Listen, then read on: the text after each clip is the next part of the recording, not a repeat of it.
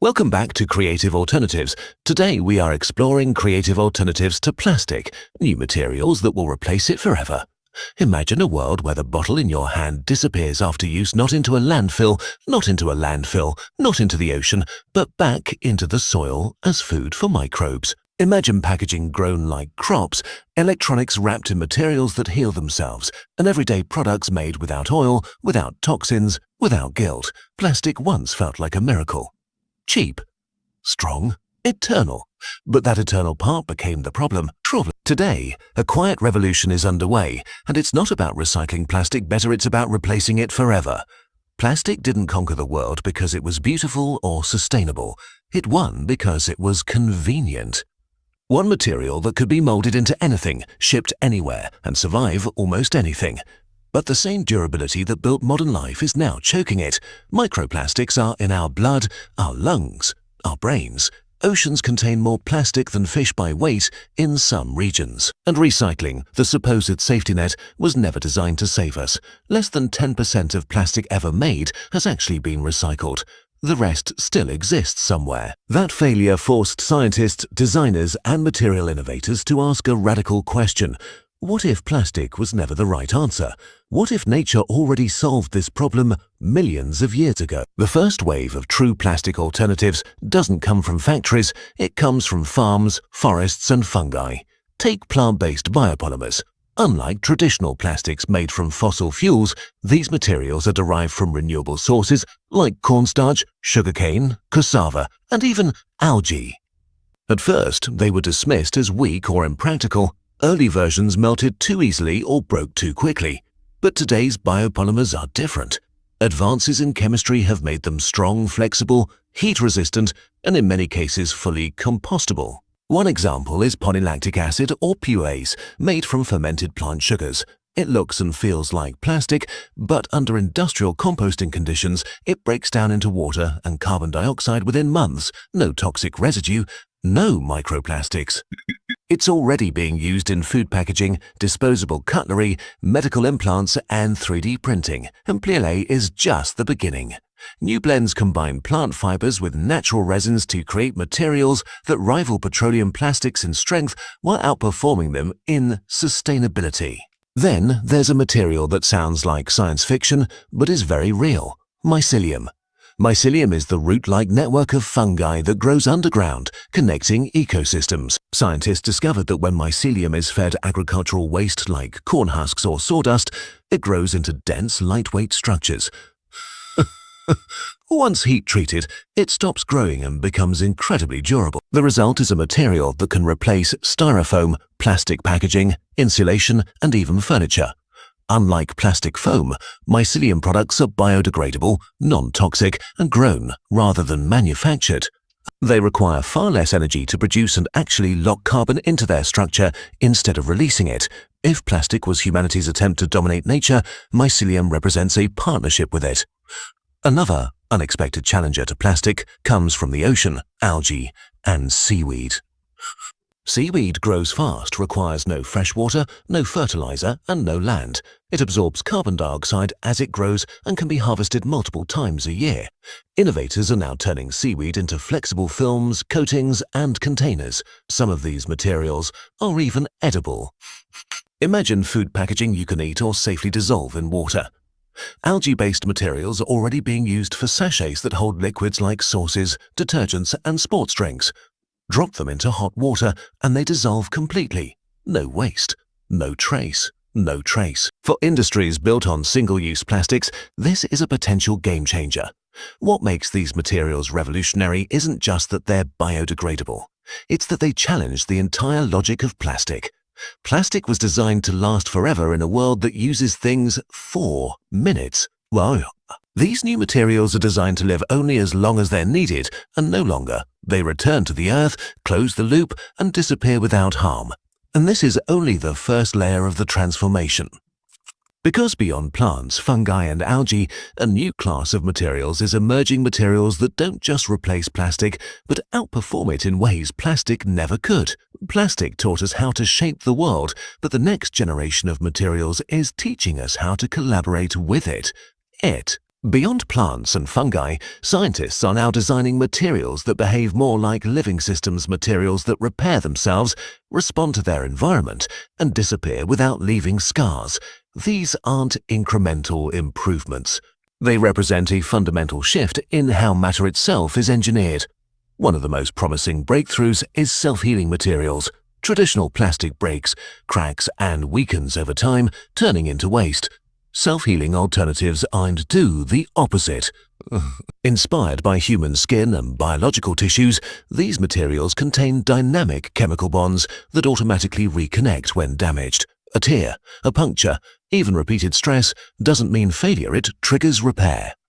These materials are already being tested in packaging, consumer goods, and electronics casings. Imagine a phone case that heals scratches overnight, or food packaging that reseals itself after minor damage, extending shelf life without extra layers of plastic. By reducing breakage and replacement, self-healing materials cut waste at the source. Instead of making more, we use less and use it longer. Then there are biodegradable elastomers and biorubbers, designed to replace the flexible plastics found in everything from shoes to medical devices. Natural rubber has been around for centuries, but it has limitations. It degrades under heat and UV exposure. Modern bioelastomers overcome these weaknesses by combining natural polymers with bio-based stabilizers. The result is a flexible, durable material that performs like synthetic rubber but decomposes naturally at the end of its life. Medical science is especially interested in these materials. Sutures, implants, and drug delivery devices made from biodegradable polymers can safely dissolve inside the body after doing their job, eliminating the need for surgical removal. In this context, plastic alternatives don't just reduce pollution, they reduce pain, risk, and cost. Another frontier pushing plastic toward extinction is nanocellulose. Cellulose is the most abundant organic polymer on Earth. It's what gives plants their structure. When broken down into nanoscale fibers, cellulose becomes extraordinarily strong, stronger than steel by weight, while remaining lightweight, transparent, and biodegradable.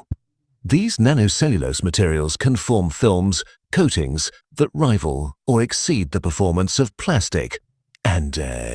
Nanocellulose can replace plastic in food packaging, electronics displays, and even aerospace components. It's renewable, recyclable, and compostable. More importantly, it's scalable. Forests, agricultural waste, and even recycled paper can all serve as sources. Instead of drilling deeper into the earth for oil, we can grow our raw materials above ground. But perhaps the most radical shift comes from materials that don't exist until we need them and disappear the moment we don't. Water-soluble polymers are being designed for short-term applications like detergent pods, agricultural films, and medical packaging. These materials remain stable during use but dissolve completely when exposed to water, breaking down into harmless compounds. This challenges the core assumption that packaging must survive forever to be useful. In reality, many plastic products are only needed for minutes or days. Designing materials with a built-in expiration isn't a flaw, it's intelligence. Even more disruptive are carbon-negative materials. Unlike plastic, which releases carbon during production, these materials actively remove carbon dioxide from the atmosphere. Some are made by mineralizing CO2 into solid forms. Others use bio-based processes that lock carbon into long-lasting structures. In both cases, the material itself becomes a climate solution. Imagine buildings insulated with materials that store carbon instead of emitting it. Consumer goods that reduce atmospheric CO2 simply by existing. This flips the narrative entirely. Materials are no longer part of the problem, they're part of the cure. Of course, replacing plastic isn't just a scientific challenge, it's an economic and cultural one. Plastic is cheap because its environmental costs are visible. These new materials reveal the true price of convenience and offer a better alternative. As production scales and costs fall, the question will no longer be a can we afford to replace plastic, but a why would we ever go back? We are witnessing the rise of materials that adapt, heal, dissolve, and regenerate. Materials that respect time, biology, and limits. Plastic was static, these are dynamic. Plastic was permanent, these are purposeful. And yet, even with all these breakthroughs, the final transformation doesn't come from the lab alone. It comes from how these materials reshape industries, cities, and everyday life. The final step in replacing plastic forever isn't about invention, it's about adoption. A material can be revolutionary, but if it can't scale, integrate, and compete in the real world, it remains a concept. What makes this moment different in history is that these new materials are no longer experimental. They are already moving into supply chains, reshaping industries, and quietly changing how the modern world is built. Packaging is where the plastic era began, and it's where its replacement is accelerating fastest. Companies are shifting away from single-use plastics, not because it's fashionable, but because the economics are changing.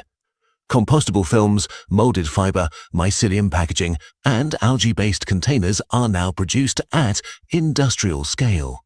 Automated systems can grow, mold, and process these materials using less energy than petroleum-based plastics. Waste from one industry becomes feedstock for another, creating circular systems instead of linear ones. This shift is forcing a redesign of packaging itself. Instead of asking, how do we protect this product with plastic, designers are asking, does this product even need packaging? Concentrated goods, refill systems, and dissolvable containers are eliminating entire categories of waste. When packaging is necessary, it's increasingly designed to return safely to soil, water, or biological cycles. Construction and architecture are undergoing a similar transformation. Plastic insulation, synthetic panels, and polymer-based composites are being replaced by bio-based foams, plant fiber boards, and carbon-storing materials. Buildings are becoming material banks, structures made from components that can be composted, reused, or safely disassembled at the end of their life. In this world, waste is not a byproduct, it's a design failure. Consumer products are changing too, though in quieter ways. Electronics manufacturers are experimenting with biodegradable casings, cellulose-based circuit boards, and non-toxic coatings. Furniture companies are replacing plastic foams with natural latex, coconut fiber. Even fashion, one of the largest contributors to plastic pollution through synthetic fibers, is shifting toward biofabricated textiles made from cellulose, algae, and microbial processes. What's most striking is that these alternatives don't ask consumers to sacrifice performance. They look familiar, they feel familiar, they work just as well, sometimes better. The difference is what happens after they're used. Instead of persisting for centuries, they end their life as nutrients, not pollution. Policy and regulation are accelerating this transition. As governments restrict single-use plastics, tax fossil-based materials, and mandate extended producer responsibility, the market advantage shifts towards sustainable alternatives. Plastic is no longer the cheapest option when its true cost is accounted for. The myth of plastic's inevitability is collapsing under its own weight, but perhaps the most powerful force replacing plastic is cultural. For decades, society equated progress with permanence. The idea that something disposable could last forever felt like success. Now that logic feels absurd. The new definition of innovation is not how long something lasts, but how intelligently it fits into a system. The materials replacing plastic are teaching us a different philosophy. Durability where it matters, impermanence where it doesn't.